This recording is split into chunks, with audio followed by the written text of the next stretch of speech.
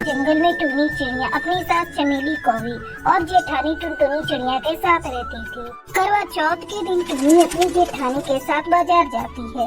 उन दोनों को बाजार में खरीदारी करते हुए बहुत देर हो जाती है।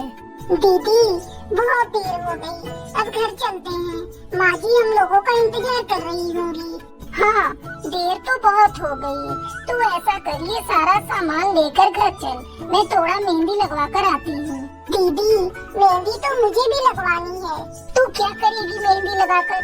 तेरा रंग तो वैसे ही बहुत काला है, सारी मेहंदी तेरे काले रंग में छुप जाएगी। काम का पैसे बर्बाद होंगे। मैंने घर पर सूखी मेहंदी रखी है, तो उसे ही घोलकर अपने हाथों में लगा लेना। अपनी जेठानी की ये बातें सुनकर टुनी को रोना आ जाता है। वो दुखी मन से सारा सामान लेकर घर लौटती है। अरे टुनी बहू, तू आ गई? टुनटुनी बहू कहाँ है? वो दिखाई नहीं दे रही है। माँ जी, टुनटुनी दीदी मेहंदी लगवा रही हैं, थोड़ी देर बाद आएंगी। अरे बहू, तो तू क्यों सूनी हाथ लिए चली आई? तू भी मेहंदी लगवा लेती। नहीं माँ जी, मैं मेहंदी लगवा कर क्या करूँगी, बेकार में पैसे खर्च होंगे। तभी टुनटुनी आ जाती है। टुनटुनी बहू, तुमने खुद तो मेहंदी लगवा ली, टुनी बहू को क्यों नहीं लगवाई? माँ जी, आपने इसका रंग देखा है, पूरी काली है। अगर मैं इसके साथ बैठकर मेहंदी लगवाती तो मेरी इंसल्ट हो जाती। पता नहीं आपको कैसे ये काली कलूटी ढा गई। आपने अगर मेरी बहन से देवर जी की शादी की होती तो बात कुछ और होती। वैसे भी देवर जी इससे बिल्कुल भी प्यार नहीं करते। अगर ये मेहंदी लगा लेती तो कौन सा देवर जी इससे प्यार करने लगते। छोड़िए ना माँ जी, आप मेरे लिए दीदी से क्यों मुँह लग रही हैं? शाम हो जाती है। टुनी करवा चौथ की तैयारी में लग जाती है। तभी उसके पिता उसके घर आते हैं। बहन जी, समय नहीं मिला, इसलिए पहले नहीं आ सका। ये करवा चौथ के लिए मैं कुछ सामान लेकर आया हूँ। इसकी क्या जरूरत थी समधी जी? टुनी मेरी बहू नहीं बेटी है। मैंने अपनी सहेली को मरते समय वचन दिया था कि टुनी को मैं कभी किसी बात के लिए ताना नहीं दूंगी और टुनी को अपनी बेटी बनाकर रखूंगी। आगे से आपको ये सब करने की कोई जरूरत नहीं। टुनी बहू, अरे ओ टुनी बहू, इधर आ, देख तेरे पिताजी आए हैं, आकर उनसे मिल ले। अरे पिताजी, आप कब आए? आप कैसे हैं? मेरी छोड़, तू अपनी बता, तू कैसी है? बहुत दिनों से तेरा कोई समाचार नहीं मिला था। आज करवा चौथ था, सोचा तुझसे मिल लूं। बहू, ये सामान ले जाकर अंदर रख दे और अपने पिताजी के लिए चाय नाश्ता लेकर आ। नहीं बहन जी, अब मैं चलूँगा। जाने से पहले दामाद जी से मिल लेता तो अच्छा होता। दामाद जी से मिलकर क्या करेंगे अंकल जी? आपकी काली बेटी की वजह से वो कभी घर में रुकते ही नहीं, हमेशा बाहर रहते हैं। उन्हें आपकी काली बेटी की सूरत देखना बिल्कुल भी पसंद नहीं। वैसे अंकल जी, आप तो काले नहीं हैं, लेकिन आपकी बेटी इतनी काली क्यों है? टुनटुनी बहू, ये तू क्या बोल रही है? तुम्हें जरा भी तमीज नहीं? बड़ों से कैसे बात की जाती है? टुनटुनी की बातें सुनकर बिरजू कबूतर बहुत दुखी होता है और वहाँ से चला जाता है। उसके जाने के बाद टुनी चिड़िया फूट फूट कर रोने लगती है।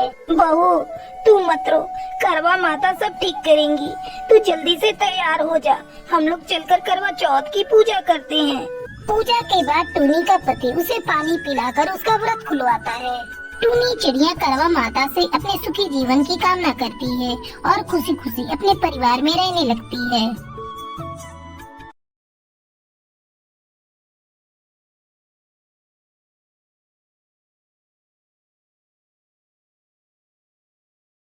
रतनपुर के जंगल में टुनटुनी चिड़िया अपनी बहन लूसी और भाई चंदू के साथ रहती थी। उसके माता पिता गांव में मजदूरी किया करते थे।